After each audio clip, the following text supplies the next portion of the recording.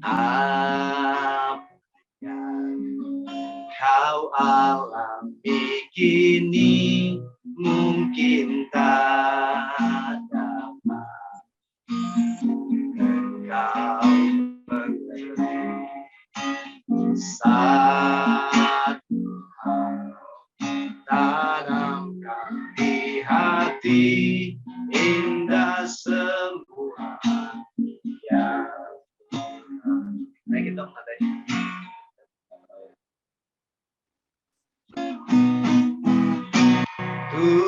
Tuhanmu tak akan memberi ular beracun pada yang minta roti. Cobaan yang engkau alami tak melebihi kekuatanmu.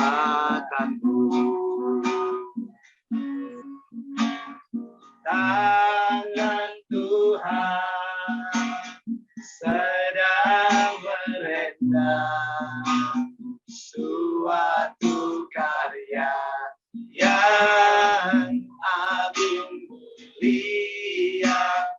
Saatnya ganti nanti, kau lihat pelangi kasih-Nya. Tangan Tuhan sedang merendam suatu karya yang agung mulia. Saatnya ganti nanti, kau lihat pelangi kasih-Nya. Kau lihat pelangi kasih-Nya. Kau lihat pelangi kasih-Nya.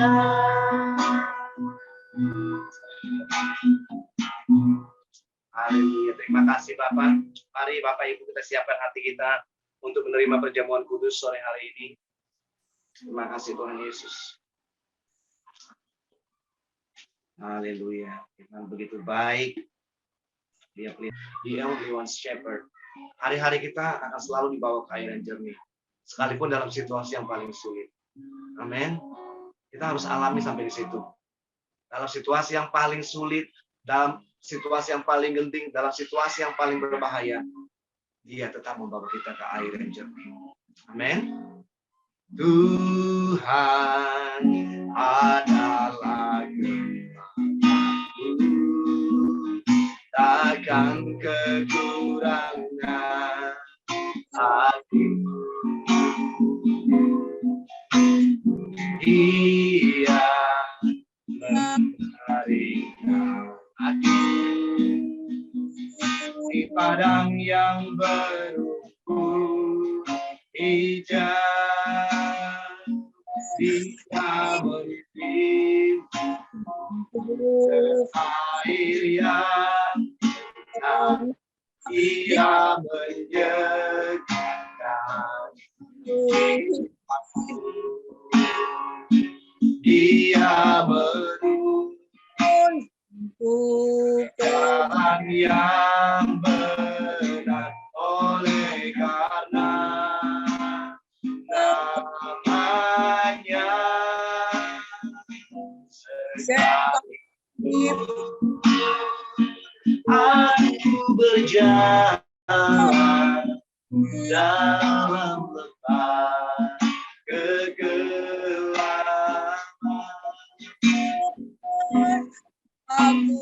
aku tidak takut bahaya, sebab Engkau besertaku.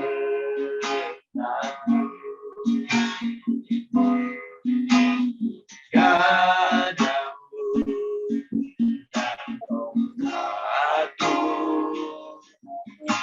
itulah yang menghibur aku. Dia mendidik air yang tenang, ia menyegahkan jiwaku. Dia menurut jalan yang benar, oleh karena namanya. Sekalipun aku berjalan dalam lembah kegelapan, sekalipun aku berjalan dalam lembah kegelapan,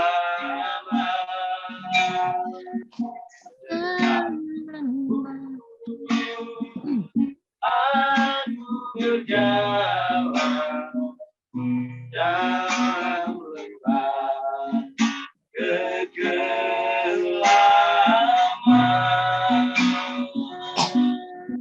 Amin.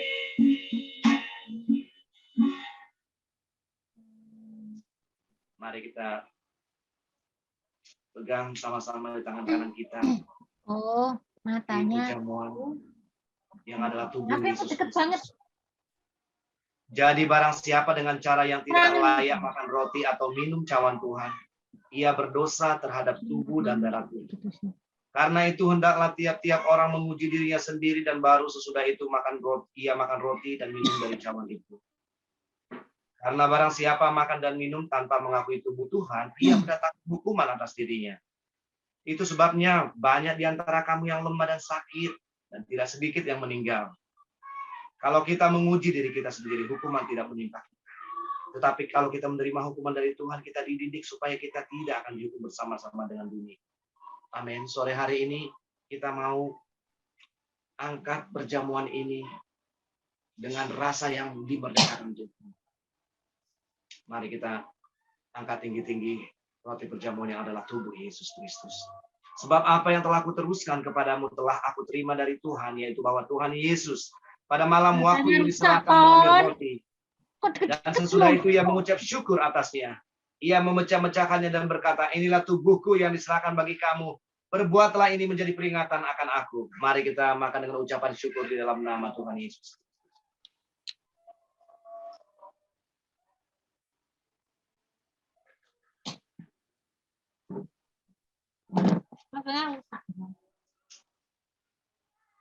Mari kita angkat cawan anggur ini di hadapan tahta Allah yang adalah darah Yesus sendiri. Demikian juga ia mengambil cawan sesudah makan, lalu berkata, cawan ini adalah perjanjian baru yang dimateraikan oleh darahku. Perbuatlah ini setiap kali kamu meminumnya menjadi peringatan akan aku. Mari kita minum dengan ucapan syukur di dalam nama Tuhan Yesus Kristus.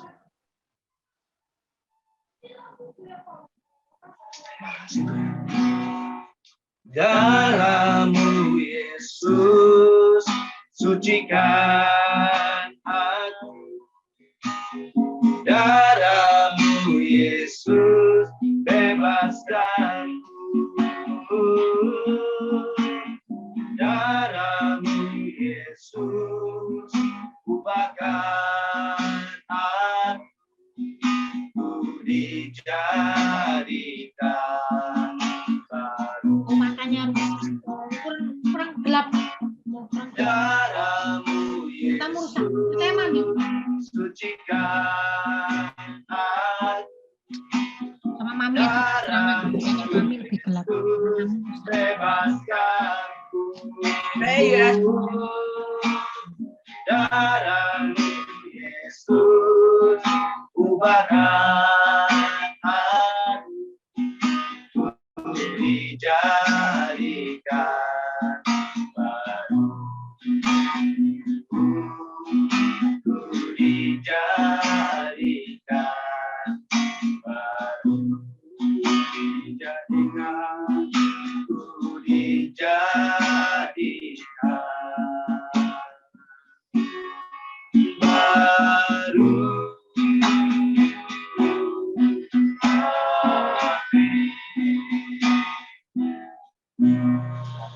Bapa, dalam nama Tuhan kami Yesus Kristus, terima kasih Bapa untuk pengorbanan putramu.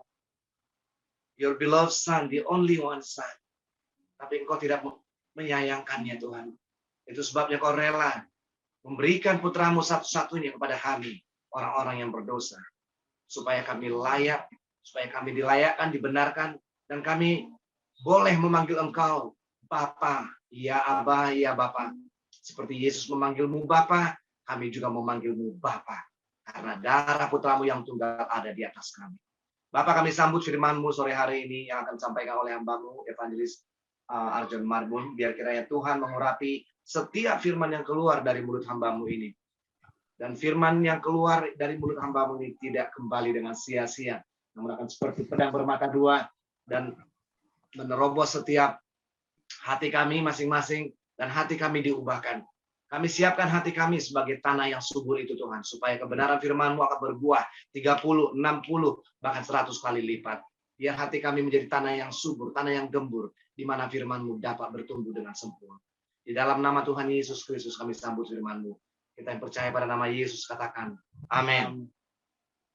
Silakan Lai Arjon. Langsung ambil aja. Ambil alih untuk jadi host. Atau nggak usah jadi juga boleh. Terserah.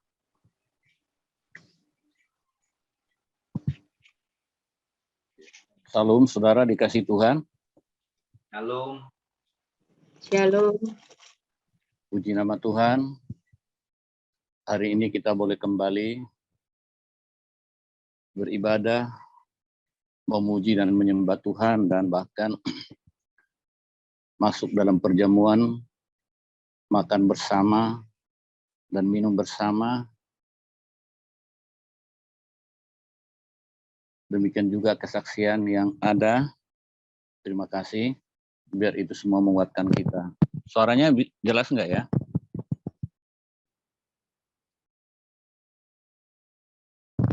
Ya. Saudara yang dikasih Tuhan, waduh, memang dalam 2 minggu ini keadaan kurang fit, ya, kurang sehat. Sehingga tidak bisa aktif baik dalam grup-grup maupun dalam kegiatan yang lain.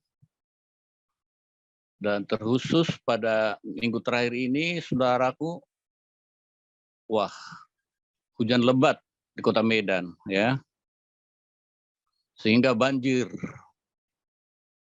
Terbangun jam 4, ternyata tempat tidur udah mengambang. Wah, banjir semua. Buku-buku pada banjir semua. Ya. Ada beberapa kardus. Akhirnya dijual ke Botot cuma 15.000. Padahal harga bukunya itu ya bisa dibilang lumayan lah. Tapi nggak terlalu kecewa lah karena sudah banyak buku-buku yang sudah jarang saya baca, ya, termasuk buku-buku pelajaran dulu saat-saat kuliah, ya, buku-buku komputer begitu banyak. Tapi yang disayangkan banyak juga buku-buku rohani, ya, yang habis kena banjir. Tapi itu tidak seberapa dibandingkan dengan penderitaan jemaat di Smyrna yang akan kita pelajari pada sore hari ini, saudara yang dikasih Tuhan, ya. Kalau pada beberapa waktu yang lalu saya menyampaikan penglihatan Yohanes di Pulau Patmos yang dituliskan kepada 7 jemaat di Asia Kecil, yaitu yang pertama kepada jemaat di Efesus. Nah, kita sudah sama-sama mendengarkan. Kali ini kita kembali belajar, kita lanjutkan kepada tulisan atau penglihatan yang diterima oleh Yohanes Pembaptis, yang disuruh dia tuliskan kepada kedua jemaat yang ada di 7 jemaat di Asia, itu kepada jemaat di Smyrna. Ya. Mari Bapak Ibu Saudara kita buka Alkitab kita dari Wahyu pasal yang kedua, ayat yang ke-8 sampai dengan ayat yang ke-11. Saya harap selama firman Tuhan disampaikan, kita tetap buka Alkitab kita supaya kita terhubung, kita saling memahami, kita saling belajar tentang apa maksud dan tujuan yang dituliskan oleh Yohanes di dalam Wahyu pasal 2 ayat ke-8 ini. Saya minta satu orang dari kita membacakan Wahyu pasal 2 ayat 8 sampai dengan ayat yang ke-11.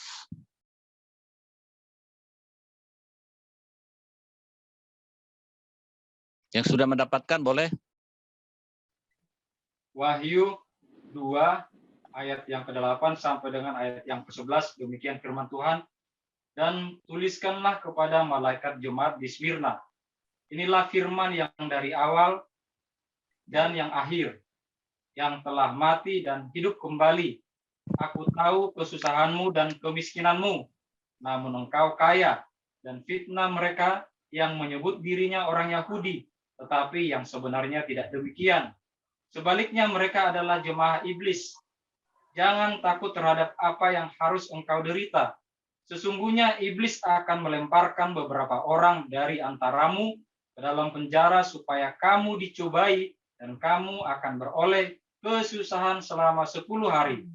Hendaklah engkau setia sampai mati, dan aku akan mengaruniakan kepadamu mahkota kehidupan. Siapa bertelinga, hendaklah ia mendengarkan apa yang dikatakan Roh kepada jemaat-jemaat. Barang siapa menang, ia tidak akan menderita apa-apa oleh kematian yang kedua. Amin. Terima kasih Saudara Diman yang sudah membaca firman Tuhan. Nah, saudara yang dikasihi Tuhan, kehidupan kekristenan itu bagaikan dua sisi mata uang. Di sisi yang satu, kita sebagai anak Tuhan, tentu kita mendapatkan perlindungan dari Tuhan, kita mendapatkan berkat yang dari Tuhan, pemeliharaan yang dari Tuhan, dan bahkan kita disebut ahli waris kerajaan surga. Namun di sisi lain, kita sebagai hamba Tuhan, tentu kita mengalami banyak tantangan dan rintangan dalam kehidupan kekristenan kita. Banyak masalah yang kita hadapi untuk mempertahankan iman kita. Bahkan dikatakan kita harus menyangkal diri, memikul salib, dan bahkan bila perlu kita harus rela mati demi iman percaya kita. Nah, kehidupan jemaat yang seperti ini, itulah saudara yang dialami oleh jemaat yang ada di Smyrna ini. Kalau jemaat di Efesus yang kita pelajari kemarin, mereka itu adalah jemaat yang kuat. Mereka itu adalah jemaat yang militan juga di dalam Tuhan. Tetapi kalau kita lihat pelajaran kita yang minggu lalu tentang jemaat di Efesus, beda dengan jemaat yang ada di Smyrna ini, saudara. Jadi Tuhan menyampaikan pesan-pesan kepada masing-masing jemaat. Ketujuh jemaat yang ada di Asia Kecil itu tidak sama antara jemaat yang satu dengan jemaat yang lain. Disesuaikan dengan keadaan jemaat tersebut. Keadaan jemaat di Smyrna ini jauh lebih mengalami yang namanya aniaya. Berbeda dengan jemaat di Efesus, saudaraku. Jadi jemaat di Smyrna ini juga kita melihat Tuhan tidak ada memberikan pujian dan bahkan tidak ada memberikan teguran. Tetapi kepada jemaat di Efesus Tuhan memberikan pujian dan bahkan memberikan teguran. Yaitu mereka kehilangan kasih mula-mula.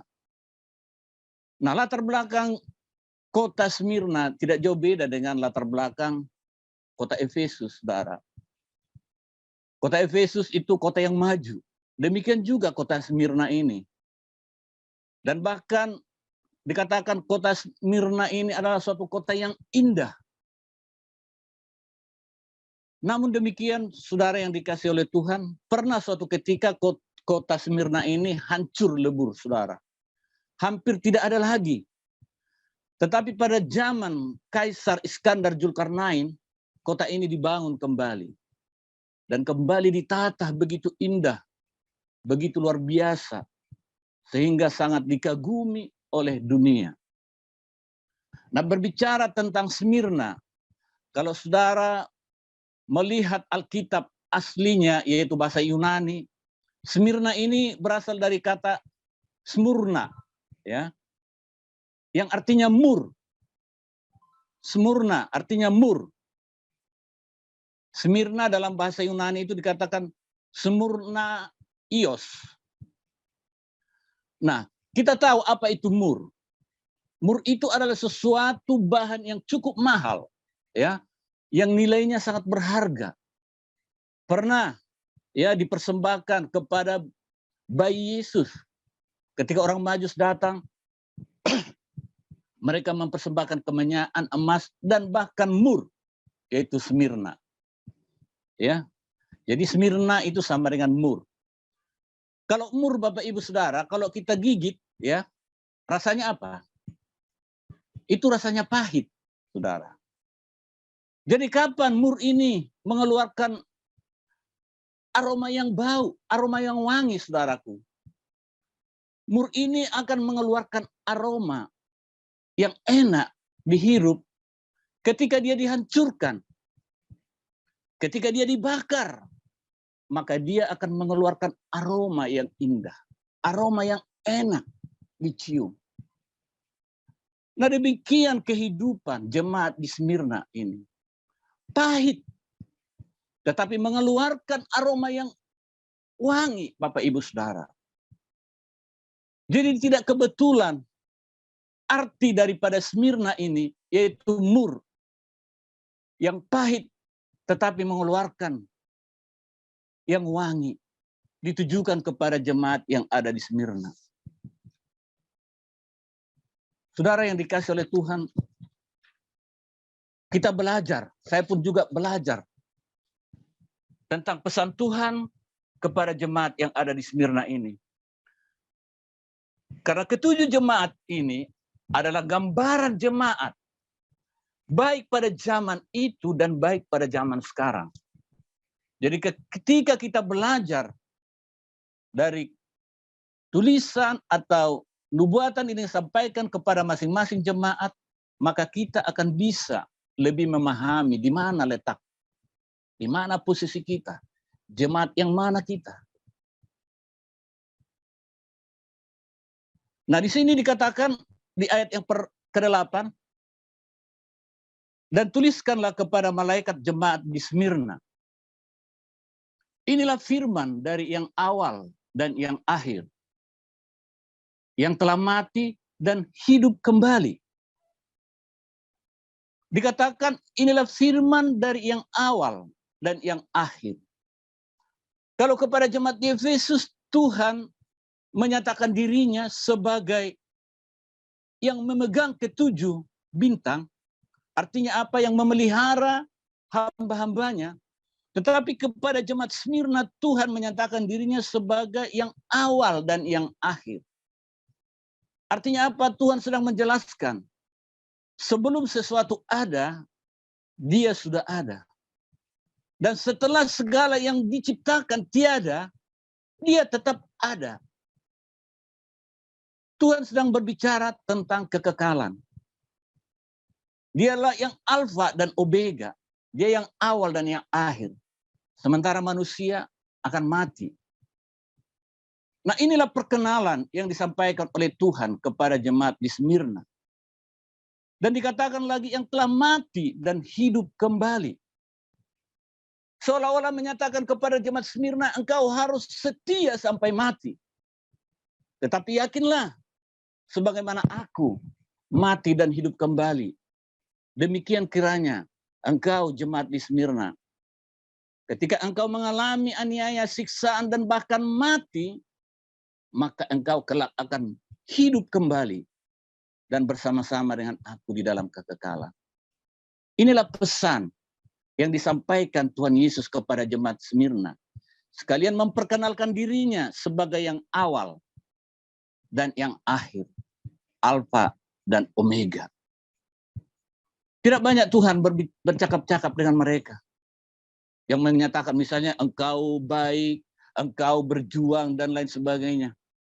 Karena apa? Karena Tuhan tahu penderitaan jemaat di Smyrna ini, kualitas rohani jemaat di Smyrna ini Tuhan tahu. Nah, Tuhan Yesus melihat ada 3 keadaan jemaat Smyrna. Itu bisa kita lihat dari ayat yang ke-9. Saya harap juga saudara tetap memperhatikan ayat firman Tuhan, sehingga kita saling mengerti dan memahami apa maksud daripada firman Tuhan itu. Dikatakan, aku tahu kesusahanmu dan kemiskinanmu, namun engkau kaya. Dan fitnah mereka yang menyebut dirinya orang Yahudi, tetapi yang sebenarnya tidak demikian. Sebaliknya mereka adalah jemaat iblis. Nah, 3 keadaan jemaat Smyrna yang disampaikan oleh Tuhan Yesus lewat nubuatan ini, lewat penglihatan yang disampaikan kepada Yohanes. Yaitu yang pertama, mengalami aniaya. Dikatakan di sini, kesusahan. Engkau mengalami kesusahan. Inilah keadaan jemaat di Smyrna yang pertama. Mereka mengalami kesusahan. Kesusahan jemaat di Smyrna mungkin sangat jauh beda dengan kesusahan yang kita alami saat ini, jemaat Tuhan pada masa ini. Ya, mungkin kesusahan kita saat ini adalah bagaimana cara membayar hutang, bagaimana menyekolahkan anak, bagaimana nanti nasibku di pekerjaan, saya mulai tertindas, ya. Bagaimana menghadapi suami yang suka main tangan, bagaimana menghadapi istri yang cerewet, bagaimana menghadapi anak-anak yang melawan sama orang tua. Nah, mungkin hal itu yang kita alami, kesusahan yang seperti itu yang kita alami. Tetapi tahukah saudara, kesusahan yang mereka alami jemaat Smyrna ini begitu luar biasa. Jadi ketika masa-masa jemaat Smyrna mulai berkembang, Bapak Ibu Saudara, yang memerintah pada saat itu adalah pemerintahan Roma. Dan kita tahu pada saat itu pemerintahan Roma itu menguasai banyak negara. Dan begitu banyak negara jajahan daripada Roma. Itu sebabnya mereka berusaha membuat supaya semua negara jajahannya itu tetap eksis, tetap menurut, tidak mau keluar daripada pimpinan daripada jemaat, pimpinan daripada penguasa Roma ini, saudara. Dengan cara apa? Tentu dengan cara membuat suatu pengakuan. Jadi pada zaman itu, saudaraku, para kaisar di sana dikatakan setiap masyarakat yang dibawa jajahan mereka harus mengaku bahwa kaisar itu adalah Tuhan. Siapa yang tidak mau mengaku kaisar adalah Tuhan, maka mereka akan disiksa. Mereka akan dimasukkan ke gua singa. Mereka akan berhadapan dengan orang-orang dan disuruh saling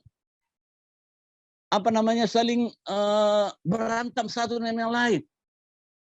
Itulah kehidupan pada masa itu. Sehingga ini cukup berat buat jemaat di Smyrna, saudaraku. Jika mereka tidak mau mengaku bahwa kaisar itu adalah Tuhan, maka mereka akan disiksa. Dan sejarah mencatat Polikarpus, yaitu murid daripada Yohanes, yang mengalami aniaya ketika itu, ketika dia dipaksa untuk mengaku bahwa kaisar adalah Tuhan, maka dia disiksa, dibunuh, dan bahkan dibakar, saudaraku. Saudara boleh searching di Google bagaimana cerita kisah martir. Wah, begitu luar biasa, mengerikan.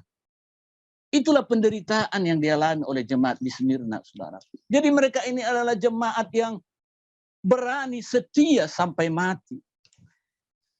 Inilah keadaan yang pertama yang mereka alami, saudara. Sehingga sampai di ayat yang ke-10 juga ada dikatakan di situ.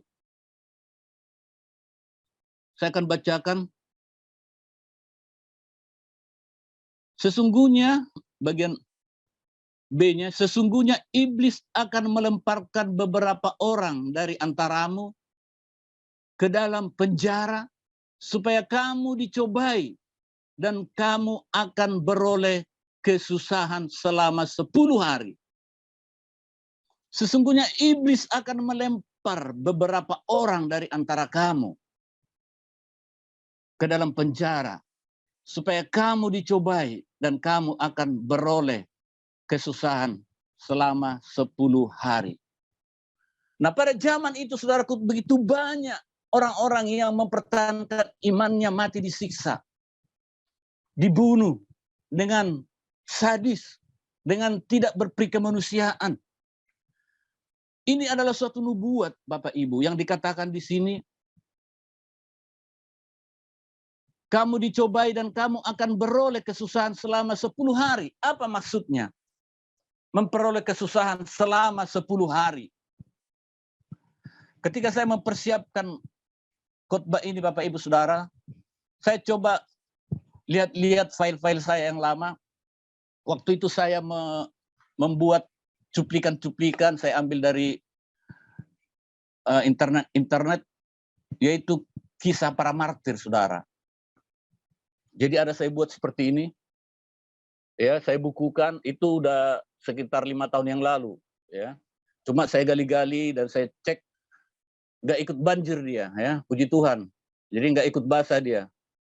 Nah, ketika saya membaca ini, saudara, kisah para martir ini, ada 10, ya, ada 10 kaisar-kaisar Roma, ya, mulai dari pertama, kedua, ketiga, sampai ke-10. Pada masa mereka ini, begitu banyak anak-anak Tuhan, begitu banyak orang Kristen yang mempertahankan imannya, mati dibunuh, disiksa dengan kejam. Nah, itu sebabnya dikatakan di sini, saudaraku, itu arti dan makna daripada selama 10 hari. Jadi 10 masa, mulai dari pemerintahan Kaisar Nero, ya. Pada pemerintahan Kaisar Nero kita tahu bahwa disitulah Paulus dirajam. Sampai kepada pemerintahan Diocletianus namanya, ya. Diocletianus. Jadi ada 10, saudaraku. Kaisar Nero, kedua Domitian, ya. Yang ketiga Derajat, dalam pemerintahan Cornelius. Nah, pada pemerintahan Cornelius ini, disinilah Polikarpus dibakar dan dibunuh, saudaraku. Jadi Polikarpus ini adalah boleh dikatakan uskup di Smyrna pada saat itu. Dia yang memimpin jemaat di Smyrna. Tetapi karena dia mempertahankan imannya, dia dibakar, dia dibunuh, dia dipaksa untuk menyangkali imannya. Apa dia bilang? 86 tahun saya melayani dia, tidak sekalipun dia pernah mengecewakan saya. Bagaimana mungkin saya mengecewakan Yesusku untuk menyangkali dia? Oh tidak, katanya. Sehingga dia mati, dibunuh, dibakar, saudaraku. Nah, begitu banyak anak-anak Tuhan, bapak-bapak gereja kita yang mati dibunuh. Sampai 10 kekaisaran memimpin pada saat itu. Semua orang-orang yang mempertahankan imannya mati dibunuh, saudara. Jadi ketika saya membaca ini, kisah para martir ini, saudaraku, ini dalam bukunya itu mulai dari kematian Yesus, sampai semua, sampai kepada juga Martin Luther, ya, ada dikisahkan di situ. Bagaimana mereka menderita karena mempertahankan imannya. Nah, inilah keadaan jemaat di Smyrna yang pertama, saudaraku, yang Tuhan lihat, yang Yesus lihat. Mereka mengalami aniaya, kesusahan, penderitaan. Tetapi mereka dikuatkan. Walaupun mereka mati, tetapi mereka nanti akan hidup kembali. dan bersama-sama dengan Tuhan. Kemudian yang kedua, keadaan jemaat di Smyrna itu mereka mengalami kemiskinan, saudara. Ya, dikatakan di sini, aku tahu kesusahanmu dan kemiskinanmu.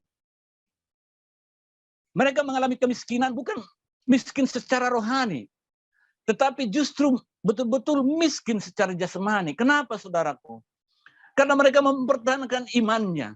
Ketika itu, kalau orang tidak mau mengaku Kaisar adalah Tuhan, maka mereka akan dipersulit. Orang yang misalnya duduk dalam pemerintahan, maka jabatannya akan diturunkan. Orang yang memiliki lahan yang banyak, maka lahannya akan diambil alih oleh pemerintah. Sehingga memang betul-betul mereka jatuh miskin, saudaraku.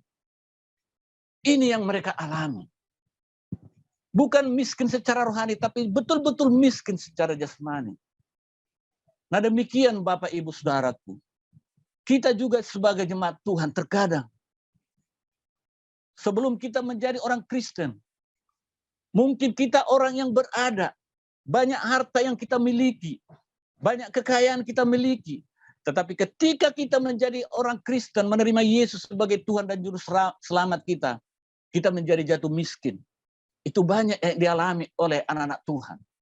Sebab apa? Sebab semua harta yang dapatkan pada zaman dulu itu adalah harta yang didapatkan tidak sesuai dengan kebenaran firman Tuhan. Itu adalah harta yang didapatkan karena mencuri, karena korupsi dan lain sebagainya. Maka ketika dia kembali kepada Tuhan, maka harus dinolkan, harus dihabiskan, harus menjadi jatuh miskin. Miskin secara jasmani. Itu yang mereka alami, saudaraku.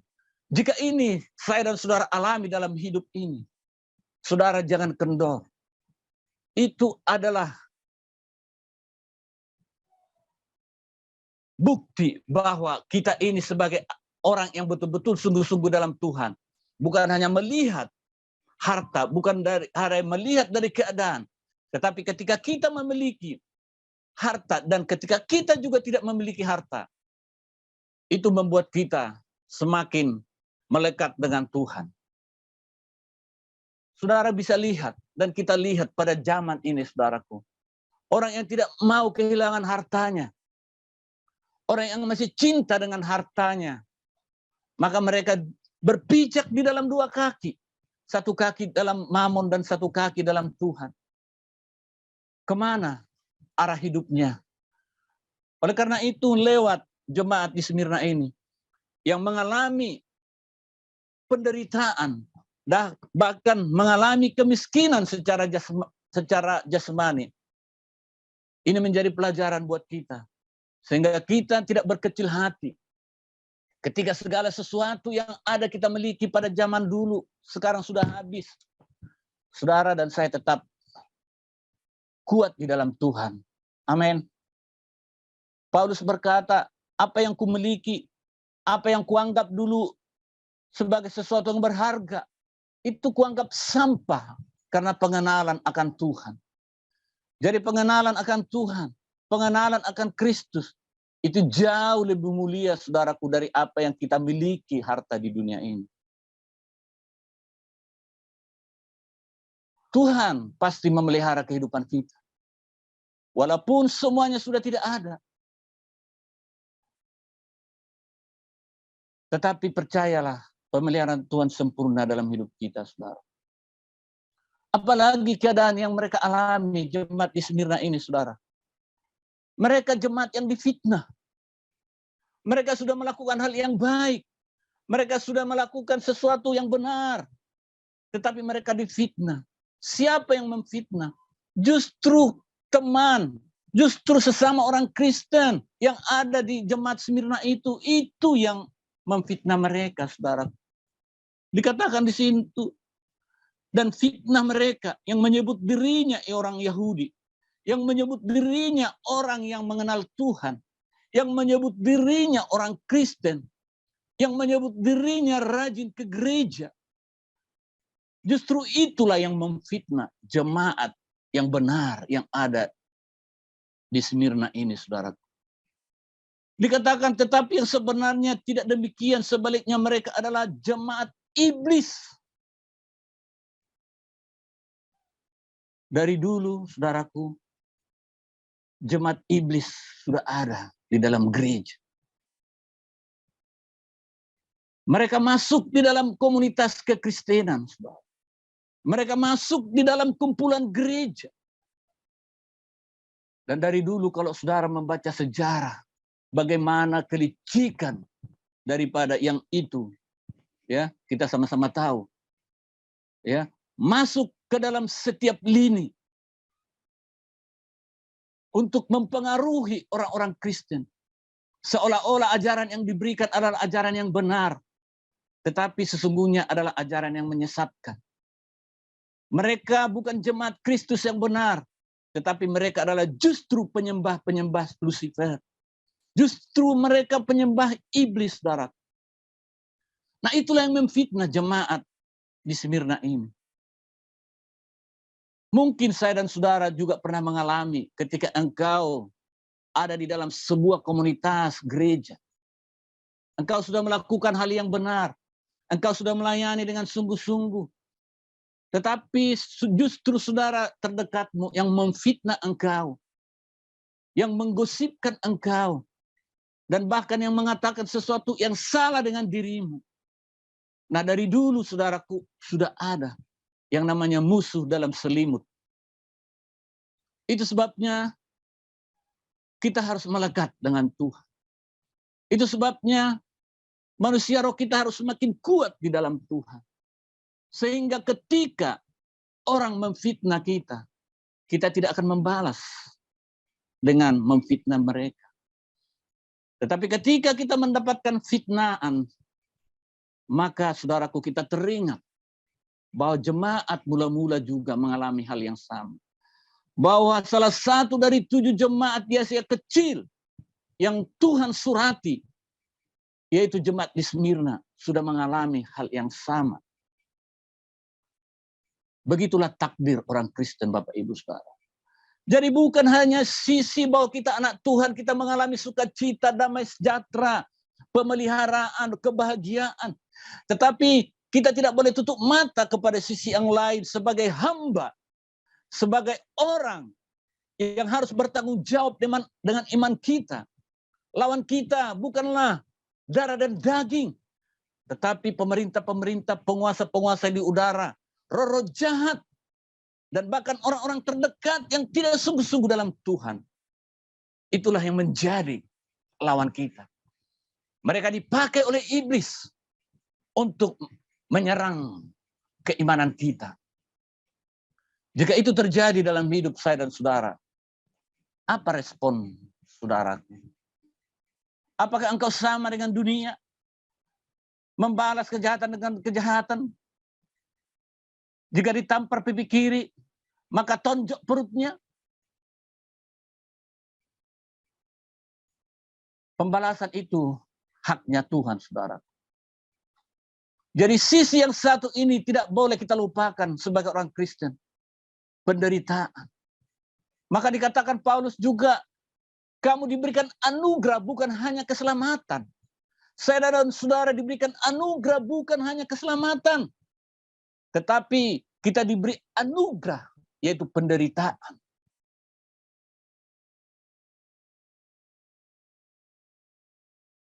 Jadi orang Kristen yang bertumbuh, orang Kristen yang matang adalah orang Kristen yang mengalami begitu banyak penderitaan dalam hidupnya. Tetapi bukan penderitaan karena ulahnya, penderitaan karena dosanya, penderitaan karena perbuatan jahatnya. Tetapi penderitaan karena mempertahankan imannya kepada Kristus. Itu yang dimaksud. Karena ada orang menderita karena kenakalannya. Orang menderita karena dia narkoba. Orang menderita karena dia mabuk-mabukan. Habis. Kekayaannya habis. Tubuhnya hancur. Karena apa? Karena makan makanan yang tidak sesuai. Jadi itu adalah penderitaan akibat ulah sendiri.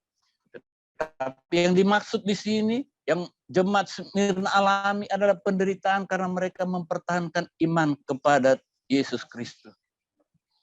Nah, itulah 3 keadaan jemaat di Smyrna itu, saudara. Mengalami aniaya yang luar biasa. Dan mungkin Bapak Ibu Saudara, kita saat-saat ini sudah mulai merasakan aniaya. Sudah mulai merasakan yang berat, kesusahan. Tetapi saya percaya kesusahan berat yang dimaksud di dalam Matius 24 itu belum kita alami, saudara. Ya, walaupun mungkin banyak pendapat-pendapat yang mengatakan kita di dalam 1 kali 7 masa kita akan mengalami kesusahan yang besar, kesusahan yang dahsyat, kesusahan yang luar biasa. Tetapi saya percaya kesusahan besar itu terjadi, Bapak Ibu, ya, di luar konteks ini saya coba jelaskan di YouTube saya juga, saya sudah sampaikan itu. Saya melihat bukan di awal, tetapi di awal tribulasi, maksudnya ya. Tribulasi di sini kan dikatakan 1 kali 7 masa. Tetapi saya mengambil dari Matius 24, ya. Itu adalah di pertengahan, Bapak Ibu, ya. Jadi ketika muncul dia, si penguasa itu, maka mulai dari situ diberikan dia kuasa selama 3,5 tahun. Nah, disinilah kesusahan besar itu. Ini menurut pemahaman saya. Saudara boleh percaya, boleh tidak, dan saudara bisa buka Alkitab kembali Matius 24, ya. Matius 24 itu, ya, dikatakan di situ apa yang disampaikan oleh Daniel ketika penguasa itu menyatakan diri, hendaklah kamu yang di Yudea lari ke gunung, dia katakan. Kemudian akan terjadi masa kesusahan besar yang tidak pernah ada. Jadi di sini terjadi masa kesusahan besar yang belum pernah ada, ya. Jadi kesusahan yang kita alami ini belum masuk ke situ, saudara, ya. Kita melihat jemaat di Smyrna, mereka udah dipenggal kepalanya. Mereka udah disiksa, mereka udah dihancurkan, kesusahan sudah mereka alami. Nah, inilah 3 keadaan jemaat di Smyrna. Nah, sekarang kita masuk ke ada 3 penghiburan yang Tuhan berikan kepada jemaat yang ada di Smyrna. Dikatakan di ayat 18, di ayat yang 10, jangan takut terhadap apa yang harus engkau derita. Ya. Penghiburan yang pertama dikatakan, jangan takut terhadap apa yang kau derita. Walaupun engkau mengalami kesusahan besar, tetapi Tuhan memberikan penghiburan, jangan takut apa yang engkau derita, apa yang engkau alami. Seperti di sini dikatakan, tadi saya sudah jelaskan, sesungguhnya iblis akan melemparkan beberapa orang dari antara kamu ke dalam penjara. Walaupun iblis melemparkan kamu ke dalam penjara, walaupun siksaan kau alami, walaupun penderitaan, bahkan engkau sampai mati, jangan takut. Itulah penghiburan yang Yesus sampaikan kepada jemaat di Smyrna.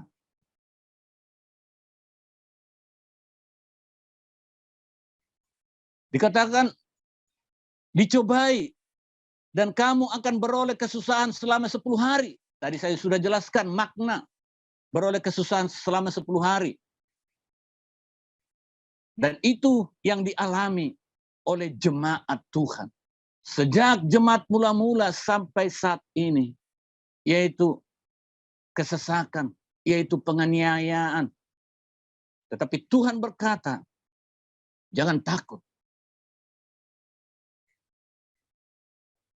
Kemudian yang kedua, saudaraku, dikatakan, Tuhan menjanjikan mahkota kehidupan.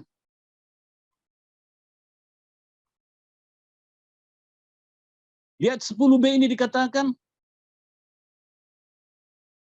hendaklah engkau setia sampai mati, dan aku akan mengaruniakan kepadamu mahkota kehidupan. Nah, apa syaratnya? Mereka dikaruniai mahkota kehidupan. Yaitu hendaklah kamu setia sampai mati. Jadi orang yang takut kehilangan nyawanya, maka dia tidak akan mendapat mahkota kehidupan, Bapak Ibu Saudara. Amin.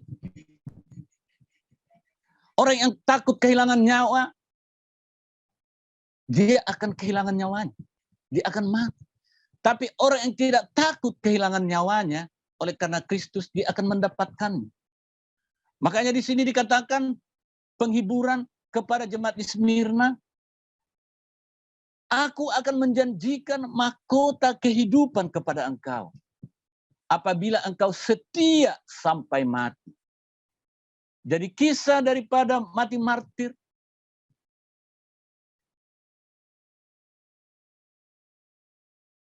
jadi saya baca tadi ada yang bikin tulisan. Jadi selama ini khotbah disampaikan gak usah ditulis-tulis lah, nanti jadi setelah selesai saja, jadi konsentrasinya agak hilang. Ya. Nah, penghiburan yang kedua dikatakan Tuhan menjanjikan mahkota kehidupan apabila engkau setia sampai mati. Wow, bagaimana dengan kita, saudaraku yang dikasih oleh Tuhan? Jangankan setia sampai mati. Bapak Ibu Saudara, ini merupakan pergumulan saya. Sering saya berbicara kepada keluarga, teman-teman, menyampaikan keadaan-keadaan akhir zaman ini. Ketika saya sampaikan tentang apa yang terjadi, mereka memang paham, saudara. Dan mereka sadar bahwa itu yang diberikan itu, jus itu, adalah tidak baik untuk kesehatan. Dan bahkan saya katakan bukan karena tentang kesehatan, tetapi itu adalah tanda binatang. Mereka paham dan mengerti. Tetapi apa yang terjadi? Mereka tetap menerima. Ketika saya tahu mereka menerima dan saya katakan, kenapa diterima?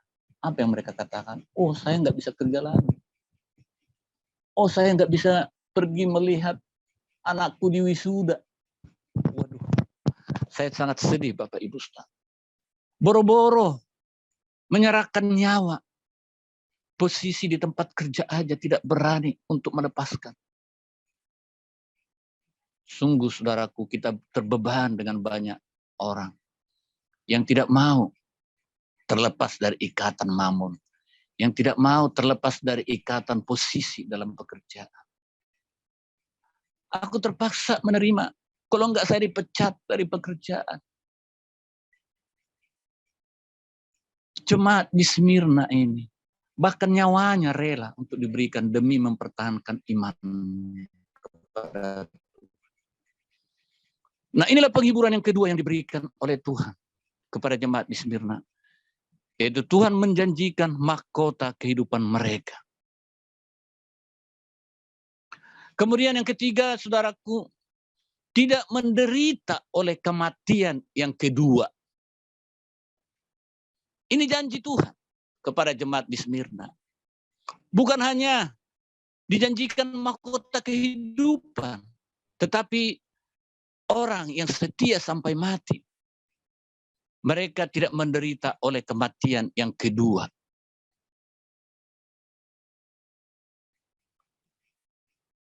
Bapak Ibu Saudara yang dikasihi oleh Tuhan, orang yang sekali lahir itu akan mendapatkan kematian kedua, saudaraku. Tetapi orang yang dua kali lahir itu akan terhindar dari kematian yang kedua. Nah, itu sebabnya Tuhan Yesus waktu berbicara dengan pemuda orang Farisi itu, ditegaskan Yesus supaya dia dilahirkan kembali. Nah, berarti kelahiran kembali. Kelahiran pertama kita lahir dari rahim ibu kita. Tetapi perlu kelahiran yang kedua, yaitu lahir kembali. Mengaku dosa, menerima Yesus sebagai Tuhan dan Juru Selamat, dibaptis sebagai bukti pertobatan kita, dan kita mendapatkan baptisan Roh Kudus, maka ketika kita mengalami 2 kali kelahiran, maka kita tidak akan mendapatkan kematian yang kedua. Apa maksudnya kematian yang kedua, saudaraku? Yaitu kekekalan dengan siksaan yang luar biasa.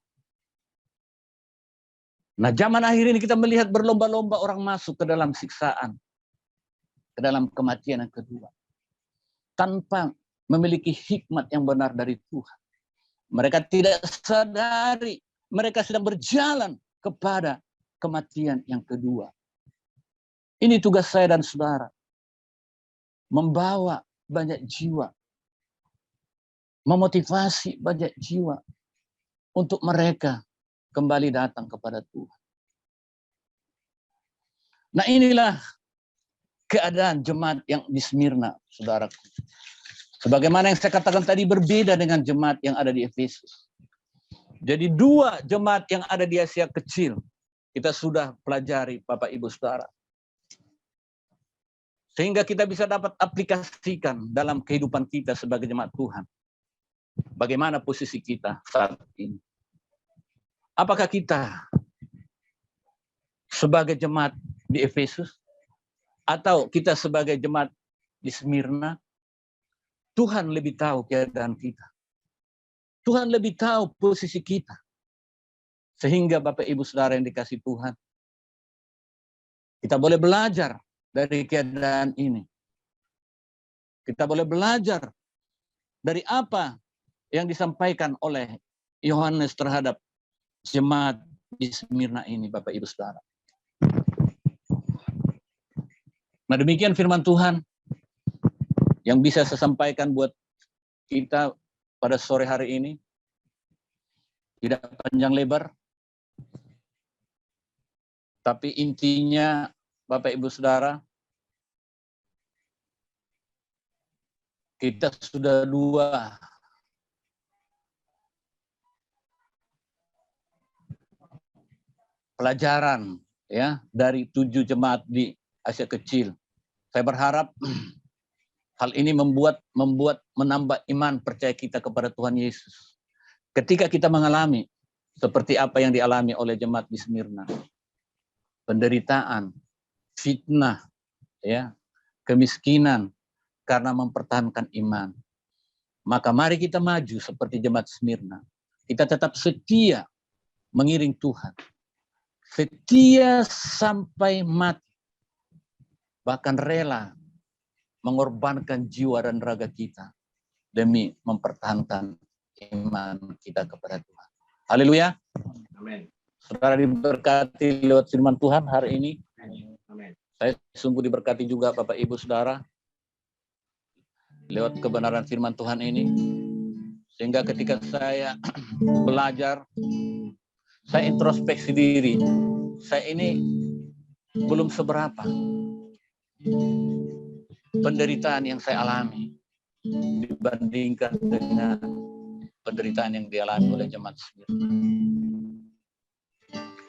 Tetapi saya percaya masing-masing kita memiliki kekuatan dan kemampuan yang berbeda, saudara, di dalam mengiring Tuhan. Kalau kesaksian Pak siapa namanya kemarin yang dibaptis? Pak Freddy. Pak Freddy. Ya, mungkin Bapak ini mengalami golok di leher. Ya, karena Tuhan tahu iman beliau ya sudah sampai ke situ dan dia berkemenangan. Jadi masing-masing kita Tuhan tahu takaran kita, Bapak Ibu, ya. Mungkin Pak Marbun belum sampai ke situ sehingga belum ada yang membuat golok di lehernya, iya kan? Hanya seputar, ya kau jauh kali berpikir katanya. Keluarga saya ngomong begitu, saudara. Terlalu jauh kau berpikir. Emangnya udah mau datang Tuhan Yesus? Jadi ya mungkin hal-hal kecil, ya fitnah-fitnah kecil bisa dialami masing-masing kita. Tapi mari kita tetap kuat di dalam Tuhan. Haleluya. Mari kita tundukkan kepala, Bapak Ibu Saudara. Kita renungkan firman Tuhan ini. Haleluya, haleluya. Masing-masing kita berdoa kepada Tuhan. Masing-masing kita introspeksi diri di dalam Tuhan. Derita apa yang sudah pernah kita alami di dalam mengiring Tuhan. Mungkin banyak hal yang saudara alami. Dan bahkan nyawa saudara hampir di ujung tanduk demi mempertahankan iman. Tapi percayalah, itu semua tidak sia-sia. Itu semua membuat engkau semakin naik level. Itu membuat engkau dan saya semakin ditinggikan oleh Tuhan. Mari kita tetap setia seperti jemaat di Smyrna.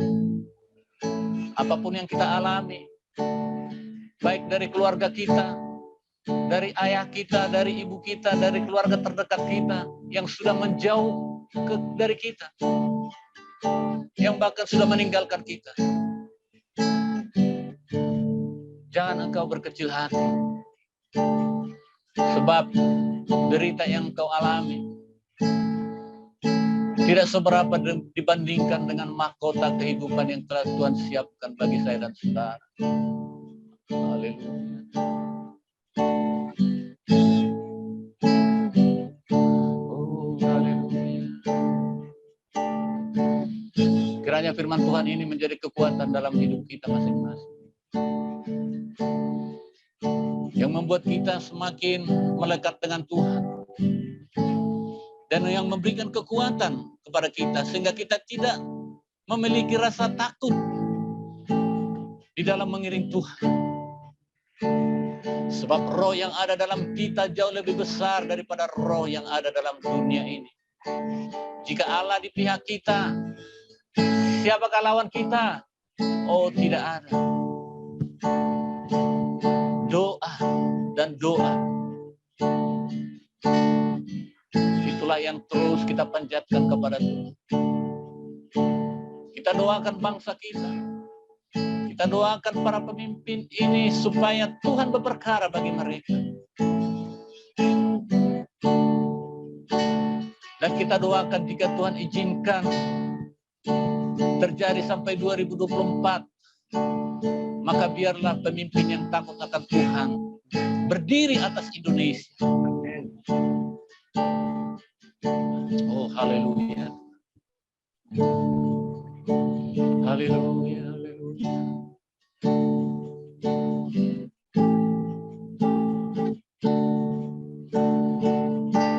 Saya dan saudara adalah generasi di akhir zaman. Kita bersyukur.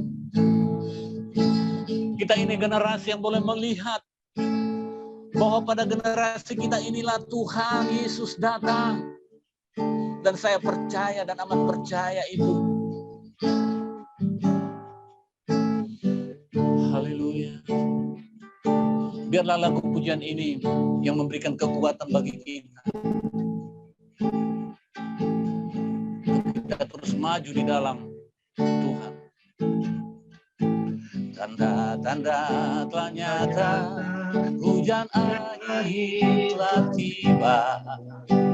Allah sedang melawat umatnya.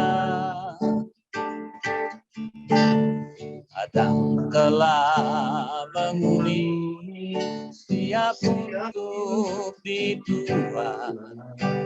Banyak jiwa menanti uluran tangan kita. Tuailah, saudara. Nyatakan kemuliaan pada segala bangsa, biar kuasanya dinyatakan melimpah.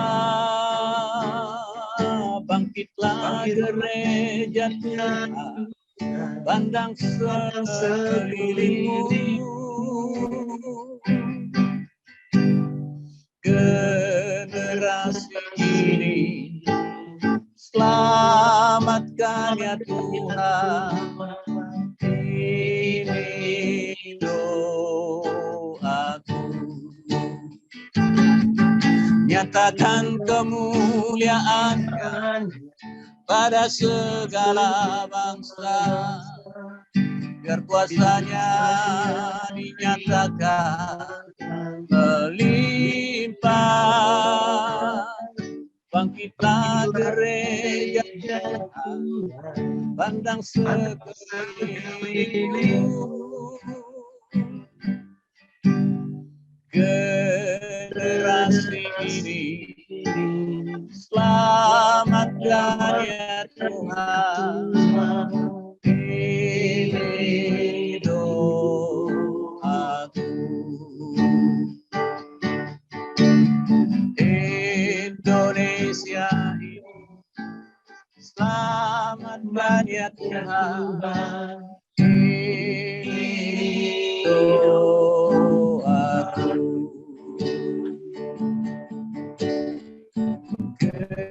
Gereja Tuhan, selamatkan ya Tuhan.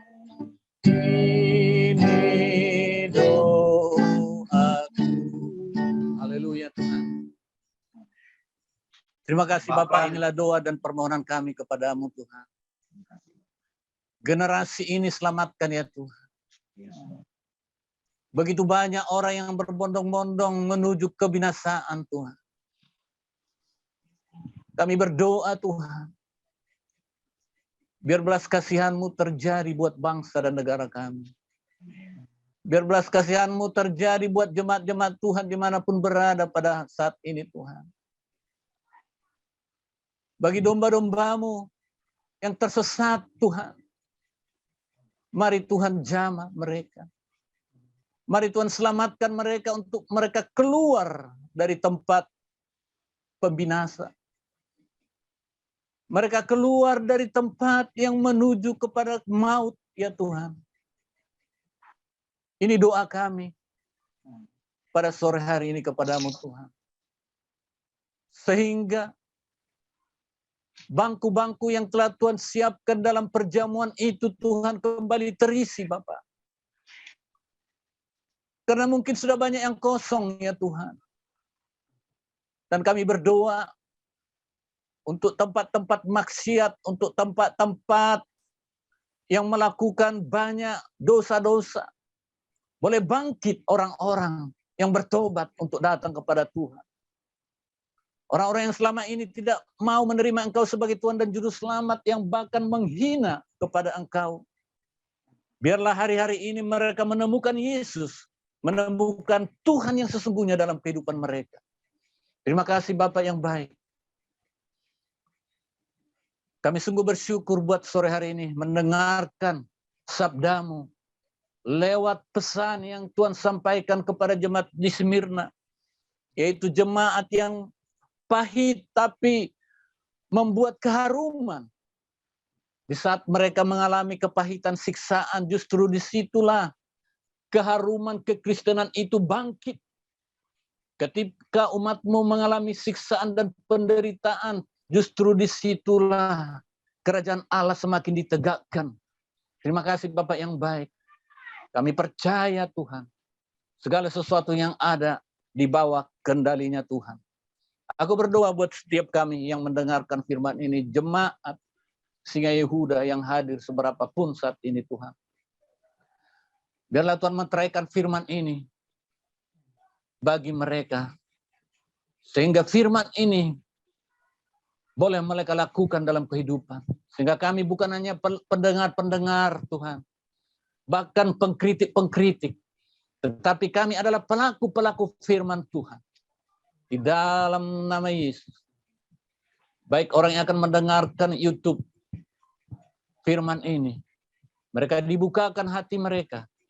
Mereka mendapatkan pertolongan dari Tuhan untuk mereka terhindar dari godaan-godaan dunia ini Tuhan. Terima kasih Bapak. Berkati grup kami, grup Singa Yehuda ini Tuhan. Di dalam kekurangan dan kelemahannya, justru di situ. Terima kasih Bapak yang baik. Terima kasih buat rekan-rekan kami yang begitu banyak memberikan firman-firman-Mu dalam grup ini, yang memberikan kekuatan satu dengan yang lain. Engkau memberkati mereka ya Tuhan. Dan kami berdoa supaya Tuhan bangkitkan orang-orang yang ada dalam grup ini, untuk menjadi orang-orang yang Tuhan pakai untuk menyampaikan kebenaran-kebenaran firman-Mu. Yang mungkin selama ini mereka terpendam, selama ini mereka tidak mau. Tetapi Tuhan, jika Engkau yang berkata, siapapun tidak akan dapat menolaknya. Terima kasih Tuhan Yesus.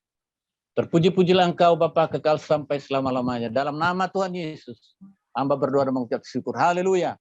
Amin. Shalom, Amen. saudara. Ya, terima kasih Lai Arjon untuk pemberitaan firman-Nya. Kita semua diberkati oleh kebenaran firman Tuhan. Amin. Amin. Percaya setiap firman Tuhan yang ditaburkan tidak akan kembali dengan sia-sia. Dia akan bertumbuh kalau hati kita sebagai tanah yang subur. Amin. Baik, sebelum Ngopi kita dulu, akhiri koplor. ya. Koplor itu mantap. Cuma saya nggak bisa kayaknya, bau telurnya itu nggak sanggup. Kopi saya masih Tuhan banyak. kepada kita semua. Ya. Saya rajin ya koplor ya. Rajin Pak. Karena banyak Saya stoknya. lebih kepada minuman-minuman yang lain seperti air lemon, jahe dan lain sebagainya. Ibu Nike nggak order lagi sih kopi saya. Jadi banyak stoknya Ibu. Ya. Nanti saya order lagi lah ya. Amin. Iya. Tuhan juga kasih kekuatan buat Lai yang baru saja mengalami musibah kebanjiran. Saya juga pernah ngalamin Lai beberapa tahun yang lalu. Itu buku saya satu kardus habis pakaian karena kan begitu banjir tuh rayap datang ya. Jadi semua lagi dihabisin. Jadi memang sangat mengenaskan kalau kita mengalami musibah seperti itu. Tapi nggak apa-apa. Fokus kita jangan ke situ. Nanti Tuhan juga pasti ganti semua kerugian yang kita alami. Amin. Iya. Buku-buku rohani yang banyak saya. Iya Lai. Banyak buku-buku rohani itu yang saya agak sedih. Kalau buku-buku dunia ini udah enggak lagi. Buku-buku komputer apa segala macam enggak. Yang tempo hari buku rohani yang banyak. Itu. Sama buku-buku pelajaran untuk mengajar ya, early child education seperti itu. Amin. Tuhan pasti. Semangat dong. Kerja buat Tuhan itu harus semangat. Harus melebihi semangatnya kita ketika kita kerja sekuler cari duit. Oh, iya. Baik. Iya. Puji Tuhan, dia sebenarnya ada kesaksian yang dia belum mau nih kesaksian. Dia kan dulu suka sakit-sakitan. Itu saya ajarin dia, saya latih dia menggunakan firman Tuhan untuk melawan sakit penyakit. Udah berapa bulan ini nggak pernah sakit saya lihat. Makanya puji Tuhan. Waktu mungkin dia nanti akan digerakkan Tuhan untuk bersaksi. Karena dulu dia selalu hampir tiap minggu sakit, saya sampai marah-marahin dia. Kamu gimana sih dia udah dilatih menggunakan firman Tuhan, nggak dipakai gimana coba. Nah sekarang ini saya lihat, saya perhatikan, sudah saya amati ya, beberapa bulan terakhir ini dia nggak pernah ngeluh sakit dan nggak pernah kelihatan sakit lagi gitu. Nanti kita todong dia untuk bersaksi memuliakan nama Tuhan. Amin. Biar Tuhan senang. Baik, Bapak Ibu, kita tutup ibadah kita sore hari ini dengan ucapan syukur di hadapan Tuhan. Kita naikkan tangan kita, tengadahkan tangan kita di hadapan tahta Allah Bapa. Kasih setia Bapa di surga dan penyertaan-Nya di dalam persekutuan anaknya yang tunggal Yesus Kristus serta penghiburan Roh Kudus-Nya menyertai kita semua dari sekarang sampai Maranatha. Tuhan Yesus menjemput kita di awan-awan yang permai. Kita semua yang percaya pada nama Yesus sama-sama katakan amin. Kami memuji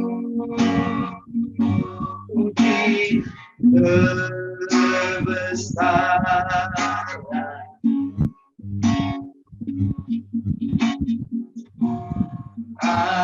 ajaib Tuhan,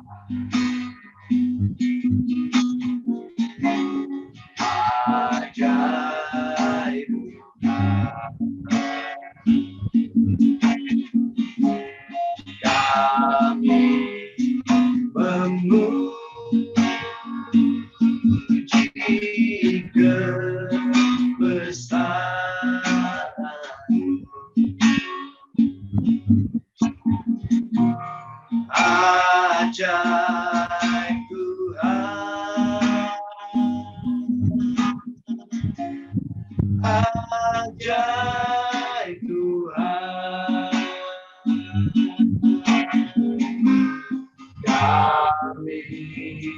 memuji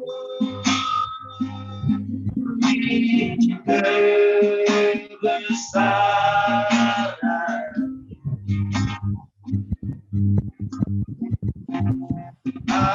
ajaib Tuhan,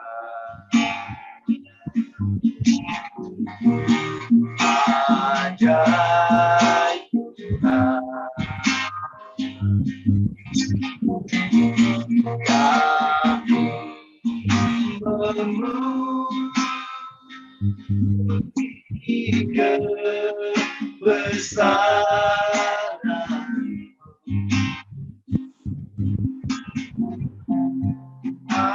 ajaib Tuhan, ajaib Tuhan, ajaib Tuhan,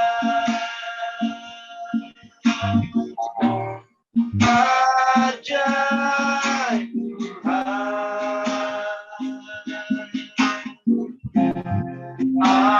ajaib Tuhan,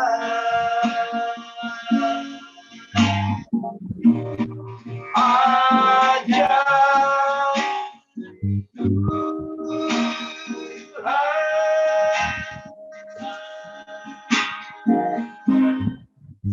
Sampai jumpa Sabtu depan. Tuhan Yesus memberkati. Shalom. Shalom. Oh, terima kasih.